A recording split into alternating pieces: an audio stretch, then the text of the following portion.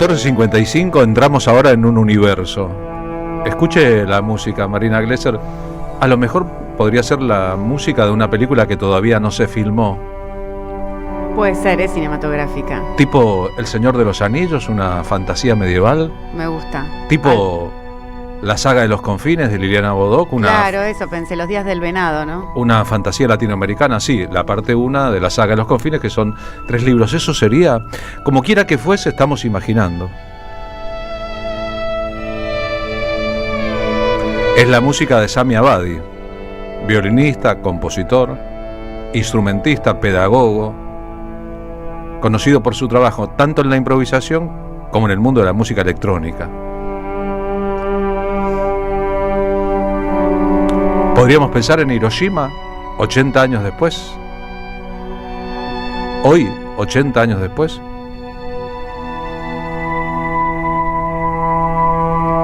O no pensar en nada. El sábado 16 de agosto a las 19, en El Blanco, un centro de experimentación artística con entradas regaladas, valen 5.000. Se consiguen por Instagram. Sami va a tocar junto al colectivo Lobo Negro, compartiendo la fecha, y el trío, en este caso, Miyagi, Lamardo, Ramiro Larraín. Pero su agenda de actividades es muy grande durante todo el mes de agosto y de ahí en adelante. Se trata de un músico completamente excepcional. Xavi, buenas tardes, gracias por estar aquí con nosotros, ¿no? Gracias a vos. Muchas gracias. Gracias a ustedes, chicos. Qué linda presentación. Este tema se llama Itaki. Sí, Itaki. Itaki en griego, la isla de Ítaca. Claro. ¿Y cuando escribiste, estabas ahí? ¿Pensabas ese ahí? En realidad, Ítaca es un poema muy famoso de Cavafis, que es el gran poeta griego. Cavafis, ¿sí? El gran poeta griego. Y es la isla de donde partió y a la que volvió Ulises en la Odisea. Claro, entonces hay un juego un poco de evocar algunas cosas, pero como la música es instrumental, por suerte me permite no nombrar esas cosas del todo y dejarlas, como dijiste hace un rato, en la imaginación de cada uno. Podríamos imaginarnos entonces a Ulises, o en la versión griega original, Odiseo el fecundo en Ardides, volviendo, navegando hacia Ítaca, donde lo espera Penélope, pero no sabe si Penélope lo esperó o no. Pero Carlos... ¿Lo esperó? No es por ahí, es porque vos sos Ulises. Vos, Marina, sos el que Ulises. Está escuchando. Todos somos Ulises. A ese Ulises voy. A esto que cada uno de nosotros tiene. Bueno, esa fue mi inspiración, ¿no? Su propia Odisea. Exactamente. Que lo importante en la historia de las dos obras maestras de la literatura griega antigua es que no hay que ir a la guerra de Troya y ganarla solamente, que eso es una parte. Esa es la primera parte de la doble obra. El asunto es volver, no es ganar, es volver. Y volver al lugar desde el que nos fuimos, en que las cosas no serán las mismas, ¿no? Así que quizás todos tenemos el canto de sirenas esperándonos, un gigante Polifemo que si nos descuidamos nos come, y la hipótesis de que tal vez volvamos a reinar donde alguna vez fuimos reyes, pero no se sabe. Qué bueno poder extendernos ahí, ¿no? Totalmente. ¿Leíste el poema y te inspiraste en el poema? ¿Así fue el procedimiento? En realidad, ¿no se van a aburrir si les cuento esto? No, contanos, escuchamos en realidad la idea vino antes que la documentación, por así decirlo. O sea, la idea de que cada uno de nosotros tiene en su vida, en su día, a veces, el desafío de los trabajos de Ulises. Entonces, cada uno de nosotros, es la historia personal y también a veces la historia colectiva, ¿no? Del desafío. Y después un poco me documenté y elegí las palabras que dan el título, porque todo el disco, que se llama Arco Voltaico Volumen 2, está orientado por esta idea. Qué bueno, ¿no? En la Ilíada, en la primera parte, para el que no lo supiera, el héroe es un guerrero que va a morir con su talón por su talón. Aquiles es el máximo guerrero de todos los tiempos. Y va a morir en el asalto a Troya sin saber que tiene una debilidad en el talón. El caballo de Troya, guarda con troyanos que te meten un caballo. Cuidado con eso. Y luego Ulises, que es el que menos convencido estaba de esa guerra, tiene que volver, pero la guerra ha durado 10 años. y volver va a ser una odisea. Larga marcha en el tiempo. Más o menos así. Quizás todo eso es simbólico y metafórico y es una historia inventada para entretenernos, o quizás ocurrió y fue bien narrada por alguien que no sabemos ni siquiera si existió, que se llamó Homero. Sami, ¿qué violín tocas? Qué buena pregunta. Bueno, este violín que siempre llama mucho la atención porque es rojo. ¿Se ve bien? Sí. Después luego llama la atención porque además es eléctrico, pero en realidad lo más curioso del instrumento es que es un violín barítono. Eso significa que tiene sus cuerdas alteradas para sonar. ¿Se escucha? Sí, como un avión. Más grave. Más grave. O sea que es un violín un poco cello. ¿Lo hizo un luthier japonés ese violín? No. Tiene mucha historia porque los violines, ¿viste?, vienen con nuestros abuelos y luego sufrieron unas transformaciones. Pero originalmente era un violín clásico. Era un violín clásico y lo electrificaron, digamos, de alguna manera. Lo electrificamos, lo laqueamos, le pusimos un sistema de microfonía, le alteramos las cuerdas. Está tuneado. Está tuneado. El violín original. ¿Para lograr qué efecto? Y bueno, este efecto de los graves que el violín originalmente no tiene, yo necesitaba los graves porque ahora vas a escuchar, yo hago mis orquestaciones en la lupera. La lupera, para quien no conociera, es una máquina de ritmo. No, es una máquina de repetir. De ecos, entonces. ¿Querés que hagamos una pequeña muestrita? Mira, una muestrita, una nota nomás. Esta nota grave.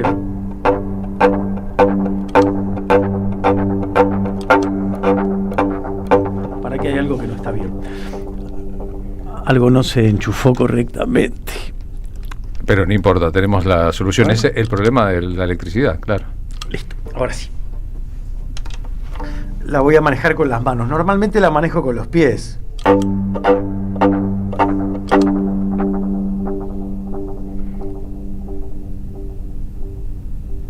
Y eso te posibilita... ¿Por qué no se está escuchando? Se posibilitaría un montón de cosas, pero no se está escuchando. Tucu, qué raro. A ver.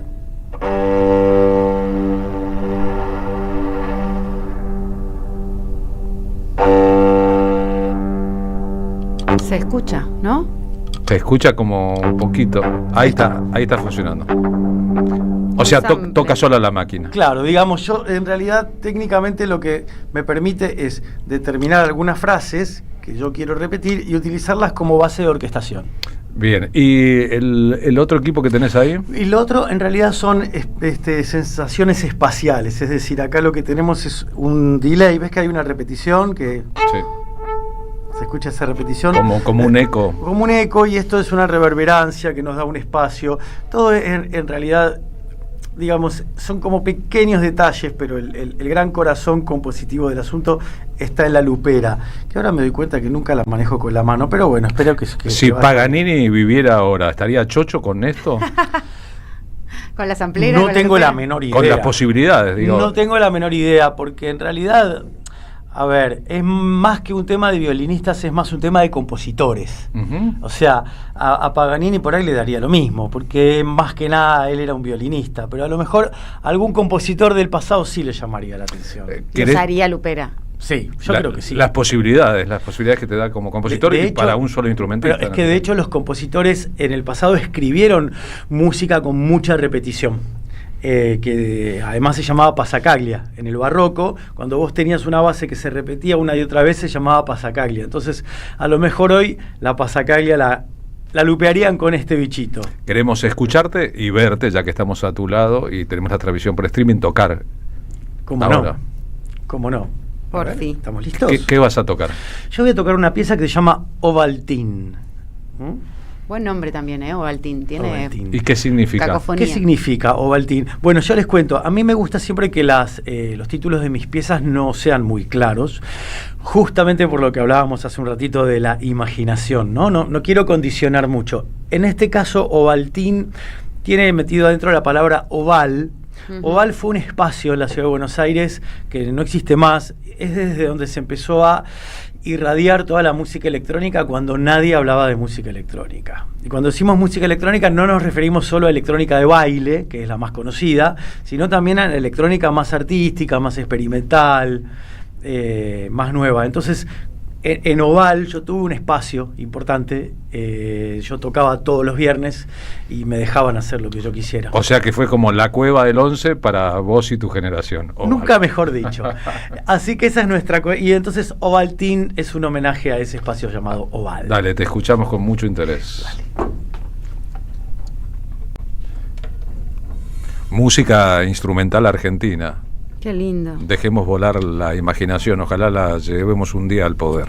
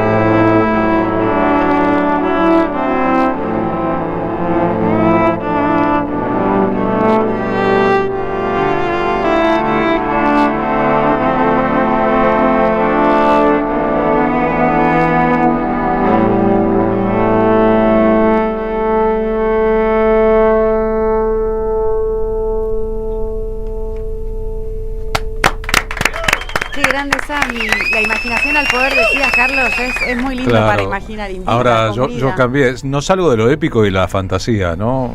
Cuando pienso, le pongo imágenes posibles a tu música. Me alegra.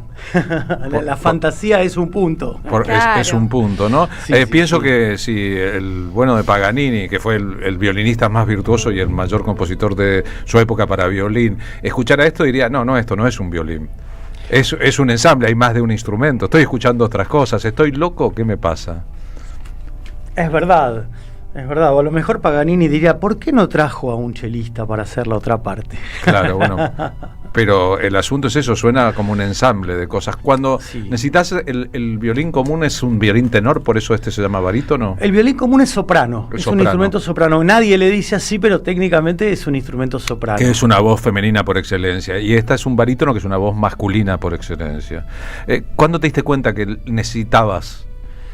Bueno, es una inquietud que tengo desde que empecé a tocar el violín, así que desde hace décadas, digamos, ya estamos grandes, arranqué como investigando esto que me enteré que existía a través de algunos violinistas que lo estaban usando. Vos sabés que nosotros empezamos el programa con una cortina musical de Jean-Luc Ponty, que es un famoso violinista eléctrico francés. Y una referencia para cualquiera que toque el violín eléctrico. Claro, Claro. como conocido. No hay tantos, ¿no? Don Sugar Cane. Este es Muy bien. Suena, El buen- se llama Mirage. suena de largos minutos, ¿no? el bueno de Ponty. sí, Mirage claro. se llama esto. Mirage se llama, sí, como un avión famoso. O como un espejismo en francés. O como un espejismo francés. Sí, claro, acá fue un avión que se usó en la guerra de Malvinas, que usaron los ingleses en la guerra de Malvinas. ¿Y no es más lindo un espejismo? Es mucho más lindo un Sí. espejismo que... La magia del avión no, pero que de un avión de guerra, seguro. Y a 80 años de Hiroshima tenemos que pensarlo así. Había otro que se llamaba Don Sugar Cane Harris, Sí, que era un que estadounidense. tocaba con Frank Zappa. Con Fue Frank imitador Zappa. de Zappa. Después fue solista también y que tenía la característica que tocaba el violín de abajo como si fuera una guitarra eléctrica. Vos tocás el violín de parado. ¿Hay una diferencia de sonido en el cuerpo al tocar parado respecto a tocar sentado? Sí, lo que pasa es que a veces toco sentado porque hago algunas cosas con el violín así. Entonces es mejor a veces... Como si fuera una guitarra, ¿no? Toco un poco el violín así. A la chitarra se dice, porque todo en el violín se dice en italiano. Así Todo que en eso es italiano porque el a la chitarra. violín lo desarrollaron exclusivamente los italianos. ¿Vino por ahí la mano? No sé si exclusivamente, pero son los artesanos florentinos, digamos, los que le dan la forma que hoy conocemos, ¿no? Porque su sonido parece incluir también la música de Oriente o de Medio Oriente. Sí, viste que hay parientes del violín en todo el mundo, aunque algunos tienen el mismo aspecto que este violín y otros no, pero son parientes por el hecho de que es un instrumento muy rudimentario, es una cuerda estirada y otra que lo frota. Ahí podés tocar como si fuera un cello también. Recién lo tocaste como si fuera una guitarra. Sí, eso no lo hago porque no se me da muy bien, pero se podría. No hay ninguna buena razón para hacerlo. Un mini cello, digamos, en este Claro. caso. Sami, ¿soñaste con ser violinista eléctrico o eso vino mucho después de ser violinista? Che, otra buena pregunta. ¿Sabes por qué? Porque Nos son pagan buenas para preguntas, eso, porque, ¿no? porque me sacás la foto. Por eso son buenas preguntas. Digo, porque me sacás la foto. En el sentido de que, en realidad, lo raro en mi caso como violinista es que yo de entrada quería tocar violín eléctrico.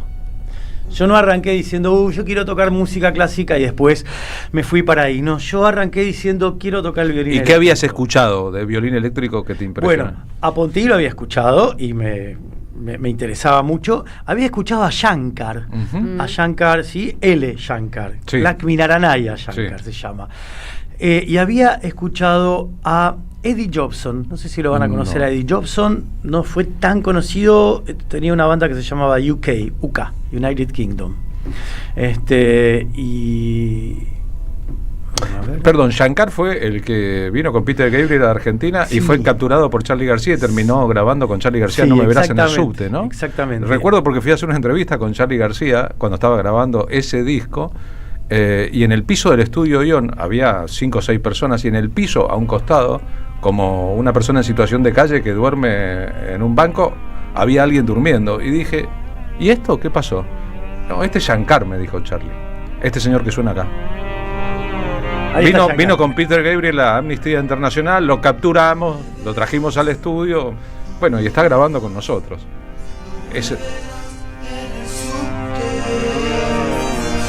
Se ve que la dosis de diversión había sido alta previamente, porque durante las 2 horas que estuvimos allá y permaneció como una bolsa durmiendo ahí. En un momento lo despertaron y tocaba ahí en los estudios John, este señor así. O sea, el músico que a vos te influyó, mirá. Bueno, Shankar tiene un disco que se llama Who's to Know, que en inglés sería algo así como Quién sabe. Es tremendo, las 2 caras instrumentales, es música tradicional de la India, pero pasada al violín eléctrico, es una tremendez total. Aprovecho así para, si hay melómanos, conozcan ese disco de Shankar que se llama Who's to Know. No lo confundan con Ravi Shankar, el intérprete de Cítara, el mismo apellido, el de la India, el de Bengala Libre, de claro, la relación con Harrison. Es un apellido muy tradicional en la India y es una familia de músicos. Sammy, vos que sos un capo en la improvisación y sos un músico moderno, si pudiéramos hacerte cumplir el sueño de tocar con Shankar, nosotros disparamos No me verás en el subte, la versión de Charlie con Shankar, y vos tocás un poquito arriba. ¿Hacemos radio así? Si no les parece un sacrilegio. No, al contrario, nos parece el lujo que la radio puede darse. Ya que lo mencionaste vos. Vamos.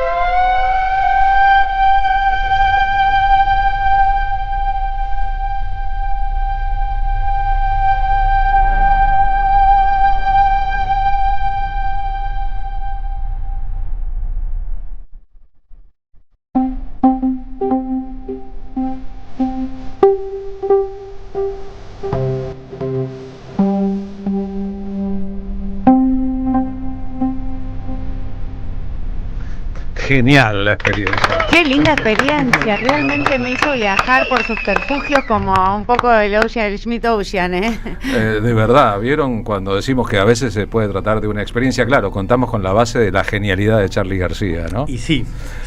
Digamos, si este tema pudiéramos considerarlo una obra y ver lo que tiene de música de la India, lo que tiene de música de Japón, la cantidad de sensaciones que va creando a lo largo de la canción, sería imposible, ¿no?, terminar de codificarlo todo. Uno trata de ser respetuoso cuando improvisa, sí, de no ser invasivo, ¿no? De agregar algo y no tocar de más. Si Charly estuviera, no hacerse el Paganini, claro, si Charly estuviera escuchando y te escuchase tocar así sobre lo que ya está grabado, diría, lo quiero en mi próximo concierto, si es que hay un próximo concierto de Charly. Así que yo toqué con Charly. Sí, tuve una experiencia muy hermosa que, ya que lo estamos nombrando, la quiero traer. Era una jam. Charly tocaba algunos días, algunas noches en un lugar llamado Planeta Júpiter, un boliche que estaba ahí cerca de su casa, a 2 cuadras de su casa. Él aparecía a las 3, 4 de la mañana, un martes, un miércoles, un jueves, y tocaba. Y yo estaba ahí, entonces me subí a tocar con los chicos que hacían la base, que son los 2 Sebastianes, Sebastián Volco y Sebastián Rosenfeld. Me invitaron y estaba Charly, hicimos 10 temas juntos. Charly, como siempre, te corta el tema por la mitad, y dice, ahora pasamos a otro, ahora... Y a veces no dice nada y arranca con uno de Prince, pero después se va uno de King Crimson y después, bueno, todo así. Y cuando nos bajamos del escenario me abrazó, cosa que ya es mucho. Charly no toca a la gente ni quiere que lo toquen. Un montón. No toquen, no quiero que me toquen. Me abrazó y me dijo, pibe, ojalá yo te vea disfrutar siempre como te vi disfrutar hoy. Qué bueno, ¿no? Dije, chau, ya está, esto es lo que me tengo que llevar. Esto es disfrutar. Estamos con Sami Abadi, pasó por nuestro programa, muchísimas gracias por eso, estamos escuchándolo. Gracias, Sami. Va a tocar en Nave Alquimia este sábado 9, el jueves 14 en Rondeman con Romanza Sefaradíes, compartiendo la noche con Templars, el viernes 15 en Doom Park, el sábado 16, la fecha que ya mencionamos, con el colectivo Loro Negro, Miyagi Lamardo y Ramiro Larraín en el Blanco, el domingo 24 en el ciclo Caos Organizado, un festival de instrumentos clásicos expandidos a través de medios electrónicos con 5 sets solistas. Habrá arpa y electrónica, flauta y electrónica, clarinete y electrónica, violín y electrónica, en su caso abre ETM, es decir, una agenda recontra completa y llena de asuntos por venir. Ha tocado en América Latina, en Estados Unidos, en Europa y en Japón. Un placer que hayas venido al programa y poder hacer un paréntesis en la vida, ¿no? Un placer estar acá. Cuando quieran saben que cuentan conmigo. Gracias, Sami. Iremos entonces al show. Y el resto pongámoslo de acá. Imaginemos la música también.